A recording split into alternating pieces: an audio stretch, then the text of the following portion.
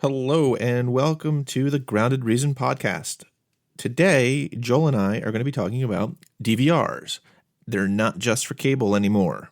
Today, we're going to tell you how to record over-the-air broadcasts from your antenna with a DVR. We'll tell you, things to consider to see if you really even need a DVR. We'll compare a bunch of different DVRs out on the market, and we're going to get into other alternatives for some of you out there. Now, before we get started, I wanted to take a little time to just thank everyone out there who's been supporting the show, leaving reviews, subscribing. It really helps us out. We've been climbing in the rankings, and if you haven't subscribed yet, please do. If you have an iPhone using the podcast app, just kind of search for Grounded Reason, pull up the show, and just hit the subscribe button, because the more people that do that, the higher we rate in iTunes, the more people listen to the show. And if people are listening to the show, we'll make more episodes. So, we all come away winners if you subscribe. If you're digging the show, or you've already subscribed, go ahead and you like the show. Go ahead and give us a review in iTunes, a 5-star rating and a nice review saying how much you enjoy the show. That's a really good way of showing your support for Grounded Reason Podcast. And, Joel and I would really appreciate it if, you guys were out there who are listening would go ahead and do that for us. No pressure.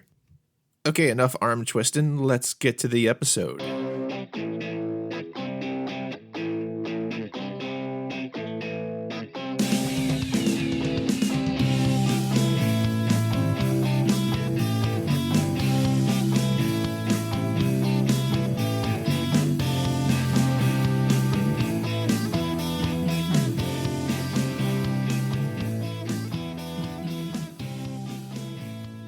Okay, so I was recently asked on Reddit to do a DVR episode, because while I've kind of glossed around DVRs, we haven't had an episode yet dedicated to the DVR, which for some is a big staple of cord cutting, also known as a PVR, personal video recorder. That's thrown out there as well.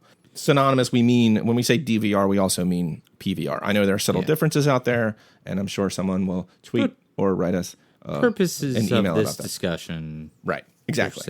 So when someone asks me about DVRs, my first go-to is, if you're cutting the cord, do you really need one? Are you sure that you need a DVR? Yeah, that was part of when you told me about this discussion. The thing that struck me as curious, because most of the stuff that I watch is, on demand. Right. But not everything. Yeah, a lot of it is too. Sundays I watch football. Occasional live event show, like my wife likes to watch the Oscars, and sure, and I'll hang out with her and we'll watch the Oscars, and that's fun. Aside from those, though, live events and local news, if you have a hurricane coming your way or something, then yeah. But if I DVR'd it, I don't know how much that alert helps me. Oh, exactly. But I got what you're saying. Right. Local news is, those are the three things really: your live event, your local shows, and sporting events.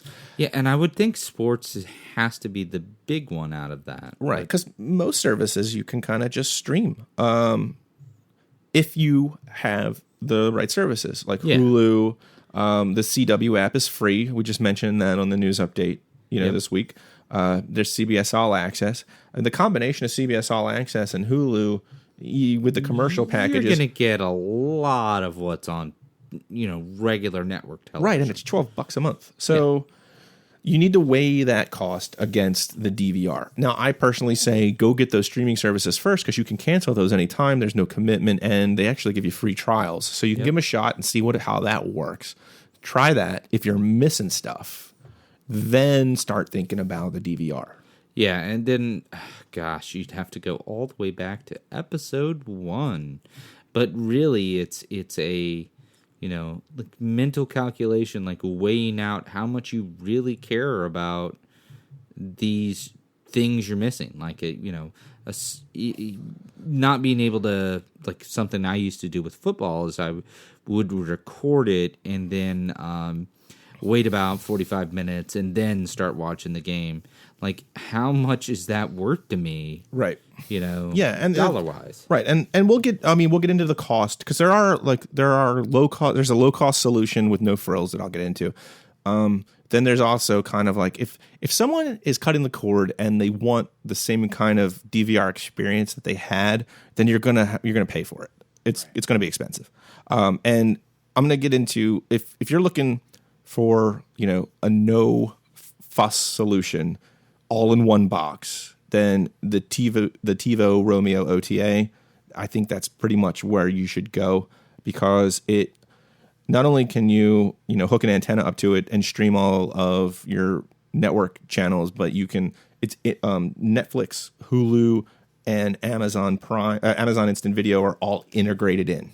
Yeah, which that's pretty slick, because then basically you can sort through all of your various shows you want to watch, in one interface. Right, you have that back catalog there. Now, you still have to pay the subscription fees on the service you're going to have. So I would suggest kind of just getting one of, the back catalog services, like your Prime or your Amazon, or your Netflix. Now, since all your network shows are being recorded now and you're going to DVR them, what's handy about Amazon is now you have access to buy a la carte cable shows. Yep. So you can buy your Walking Dead, you can buy your American Horror Story, you can buy, whatever. Just pick whatever. Exactly. Creature it's or all out there, and you can watch it next day. Yeah, and honestly, that was a bit of a revelation when Dennis and I first started talking about this, was the idea that if you just did the mental calculation and said, okay, the show that I care about, whatever that show is, I could go buy that current season, watch it, and, per, show, that works out better for me than if I were to, do my major cable subscription, which is the whole point of what we're talking Right, exactly. I think it's like if you can, it depends on the quality. But the low quality, like the standard definition streams, are like $27 for the whole entire season of a show. Right. So you own it outright. And you own it outright. You can watch it as much as you want. And so if you do the math on that, it's like if you do 4 to 5 shows, you're going to be spending, break it out over a year, about $10 a month. So your price point, I would think, before diving into like one of the higher end streaming services like a Sling TV or a View, would probably be about 10 cable shows. Right. So if you're watching 10 shows. And the good thing about this is you get to put that value on it too. Right. Like, do I really want to pay for the show? Yeah. How much do I care about this? Exactly. And that's really where you start to save money.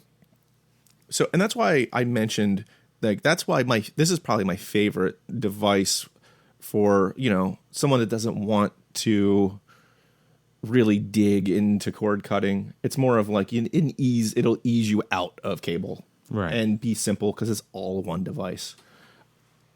And it also has, so let's get into the details of the device a bit too. It's expensive. Yeah. It's $400. It is fairly expensive. But that includes a lifetime guide, because there's no subscription fee. You can buy it much cheaper, but then you're spending like a $15 guide fee every month, which is just ridiculous, because you're going to have to pay that forever. If you're going to commit, then it makes sense to just go out and buy the lifetime subscription. You can record up to 4 shows at once, or watch 1 show and record 3. Yeah. So, which is not bad. I No. mean, when you think about it, I was telling you earlier that like in the back in the old days, they didn't allow us to record or watch and record, but 2 shows. Oh yeah, it was the worst. And the worst part about it is if you're recording a show, and then your spouse records a show on another channel right after that show. Yep. But there is like the Something got tiniest delayed of overlap. It's like someone. Oh yeah, and you missed the big cliffhanger, and you Or lose it your just mind. cancels the next thing that's going to record, and it was awful. But this will avoid a lot of that, because it's got plenty of tuners on it, so you can sit there and record multiple shows. The thing is, it gets a bit expensive if you want to watch this stuff on multiple TVs. Right. Because you need to buy there's something called the TiVo Stream, and that's another, $100 and some, and that'll allow you not only to stream to your mobile devices, because it streams to Android and iOS devices, but it'll also allow you to use an Amazon Fire TV stick and access shows on your TiVo. Yeah. So that's one way to do multi-room. Which is slick, but it is, but not cheap. Not cheap, and it lacks a little bit of functionality on the Fire TV. It's not the full TiVo experience. It's pretty much you're only going to be able to watch stuff that you've recorded on it. It's not you're not going to have all that live TV functionality. Right. If you want that kind of like proxy device, if you want like a proxy for your TiVo, you have to get the TiVo Mini, and those are $130 a pop on each TV. Yeah, and that adds up quick. It does, which is why I was going to. Oh, I also wanted to mention that you get an internal hard drive of 1 terabyte. Yeah, and we were talking about this too, and that's a fair amount of space. It is, right? But the downside with that is that it is really, it's the storage is tied to the device. So a lot of people who do these things and they build a DVR on their own through various services, they can keep augmenting storage, forever, right? Like, so if they record a bunch of movies or sporting events or whatever it is that they are interested in, right? They don't have to worry about managing that 1 terabyte. Exactly. I mean, I think when you're also, it's not like you're recording 500. You don't have the 500 channel arsenal that you used to have with cable. Yeah. So you're probably not. I think a terabyte for a cord cutter is a lot of space, but still, I mean, video is a memory hog. So you just it's hard to tell. I know especially if you're getting a multi-room solution, the TiVo seems expensive.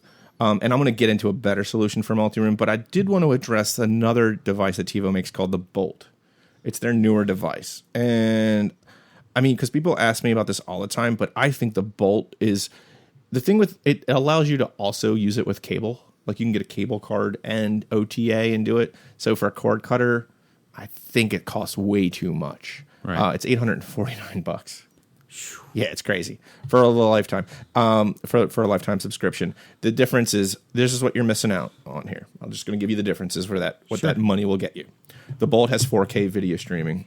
Romeo doesn't. It's 1080p on the Romeo. The Bolt is a bit faster. It has a bit more RAM. The Bolt has Ethernet over cable or Mocha built into it. Right. Media over cable. So it works with, as a cable box, which who cares if you're a cord cutter. The Bolt supports 802.11 AC Wi-Fi instead of N. Personally, I suggest you wire that thing up to Ethernet, but, some people don't want to do that. Yep. They don't like the wires or wire reverse, and I understand. My wife is one. She's always yelling at me to hide the wires. Yeah. So... The TiVo Stream I mentioned, it gets to the mobile devices, built into the Bolt. The TiVo Bolt has the Stream built in, so you don't have to. You can just it kind of comes with its a multi-room option to its own, but still it's $849. Yeah, I mean, I guess it's always been my, gripe with TiVo. It's not that their stuff isn't good. Their stuff is wonderful. Like, I mean, people who have TiVo love their TiVo. It's just you're paying for it. It's just not cheap. Not at all. But, I mean, I can see the Romeo if you're just... Because, I mean, a streaming device is going to cost you $100. You're going to go out a little bit extra and... an extra $300. Yeah, but you are getting a better user experience. I mean, yes. TiVo really knows what they're doing. They do. Right? But yeah, I think the Romeo seems like a decent option if you determine that you need a DVR at all. Because always remember, really the big question. Try the services first. See if you can get by without one before going in whole hog and getting one. Yeah, I mean, I think if it were me and I determined that I needed a DVR, the Romeo would be Yeah, now a good way to go. One thing you can do is kind of roll your own solution. There's plenty of tech, and I've done this, and I'm telling you, I rarely ever use it. I rarely ever record anything off my antenna because, we have Hulu, and that gets us most of those shows that are on network. Man, it's got to be mostly sports, maybe concerts on PBS. I don't know what. Yeah, we what recorded else? the Emmys because the kids wouldn't go to bed. So we recorded the Emmys. That was the last thing we recorded. Yeah, but I mean, you can't even plan for stuff like that, right? Like it's. But random. yeah, I used I have an HDHomeRun, which is kind of like it's a cool device. You plug your antenna into it, and it allows you to send the signal or the video over your network. So you can watch it on your. I can watch TV with another app. I can watch it on my iPhone. You can watch it on an Android, but it also allows you to use Plex. And you can use Plex DVR, has a DVR functionality built in with it that's compatible with the HDHomeRun. So you can record shows. And I have a network attached storage in my house, so I just save it on that. But I rarely ever use it. So, I mean, that's just me. So getting back, though, for the people who really want a multi-room solution, I think your best bet's probably another device called Tablo. And it's another DVR. It's different in so far as the TiVo plugs into your television, the Tablo plugs into your network. And anything you record on the Tablo, you can basically send it over your network and watch it on streaming devices and mobile devices. Right.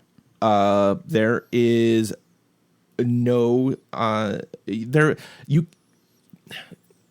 can get it with a subscription, but they'll give you you should pay for the lifetime subscription. It's $149 for the lifetime subscription. But then you still also have to pay for the device, which is basically, I think the cost actually works out to be a bit more than the Roku. All said and done, you're going to spend about $430. Yeah, but I mean, like, that's just a single Roku. And what you're talking about... You mean a single TiVo? I'm sorry, Roku.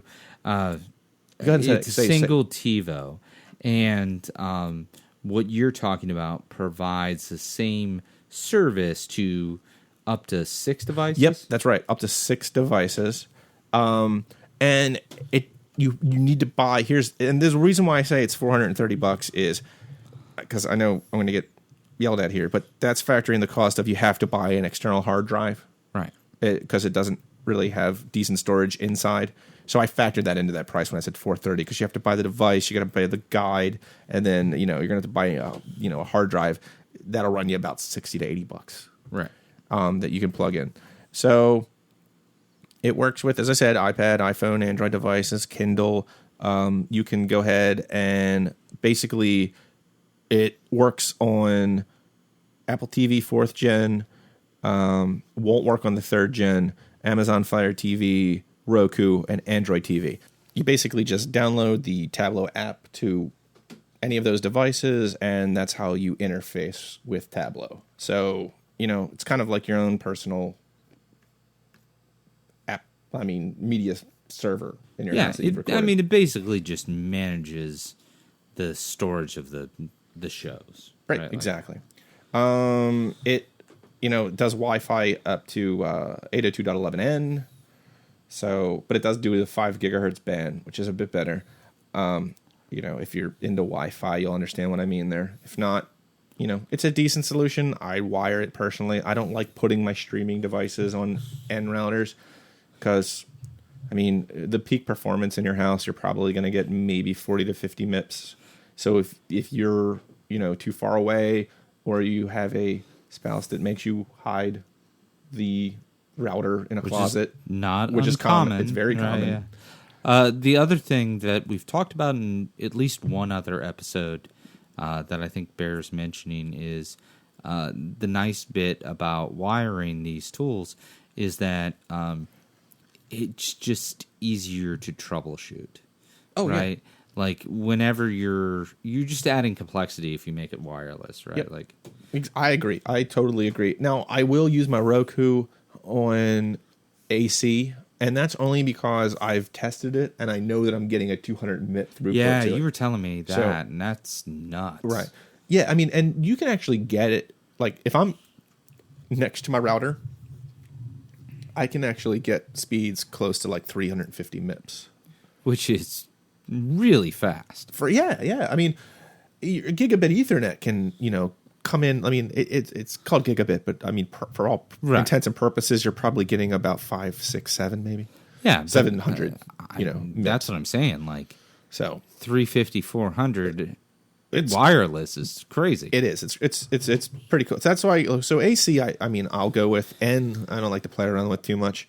You can do up to 6 devices at a time, as you said, and let's say I cover the external storage and the cost, right? So, yeah, that's the TiVo, and I mean the Tableau. Excuse me, that's the Tableau, and this actually was my favorite, like number one pick for anybody.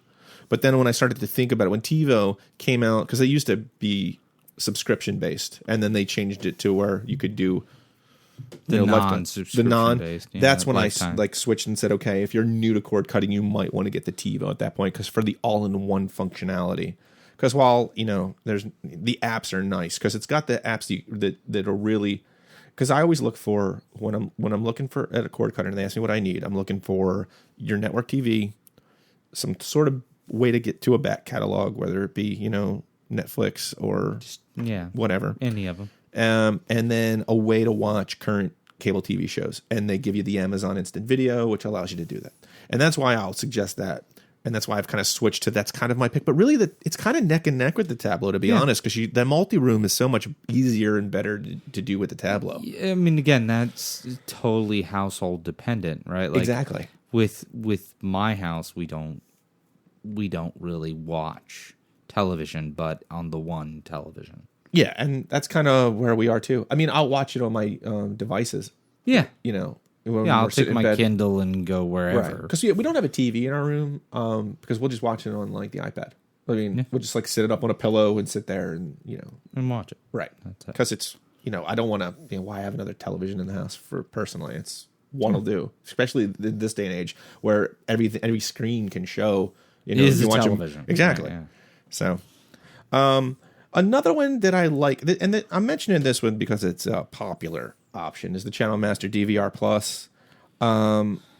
It's pretty much, it's got the same price point as the other two we mentioned. You're still going to spend, I mean, when you're looking at buying, because you still have to get the external hard drive for this one as well. Right. When you're looking at buying everything and a lifetime guide subscription, you're coming in at around $310 roughly. Okay. So it's a little bit cheaper.